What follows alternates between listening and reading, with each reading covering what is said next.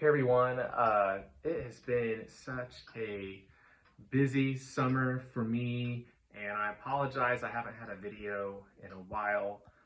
Just wanted to show you a clock I'm working on. This is a tall case clock. It's a 30 hour from about 1760 to 1780.